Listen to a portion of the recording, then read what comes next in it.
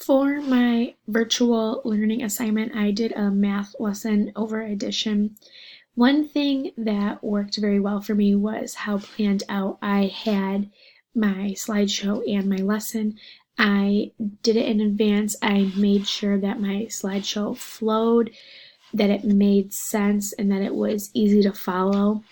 Virtual lessons can be difficult for students to follow along with, so I wanted to make sure that I made it as simple as possible, but still getting the message across, like the lesson across that they needed to learn.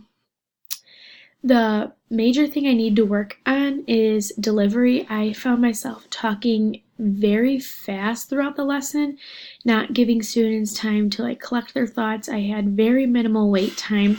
I just kind of went from slide to slide.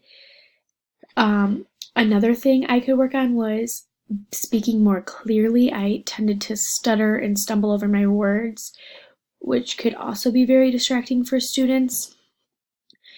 My peers had very great lessons. They showed me how fast I was talking because I didn't really realize it until I watched their lessons, and how the wait time isn't as awkward as I thought it was going to be in a lesson. They also showed me that you can do a virtual lesson over more topics than I originally thought. I had a very hard time picking a topic, and I just kind of thought math or science would be the only thing that a lesson would work with. But I learned you can do reading, you can do social studies. It's not as difficult as I thought it would be to do a virtual lesson over any subject.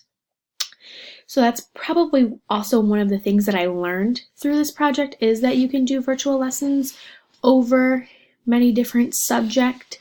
But also, I learned that every lesson doesn't have to be a super difficult lesson, or it doesn't have to be a super long lesson. The classes that I've had virtual lessons in have always seemed to be super difficult topics and super long videos that I had to watch. So I've started to steer clear of them and not enjoy classes that had virtual lessons because of that. But I think that this kind of gave me a new outlook on virtual lessons, and it gave me new ideas on how I could fit them into my classroom in the future.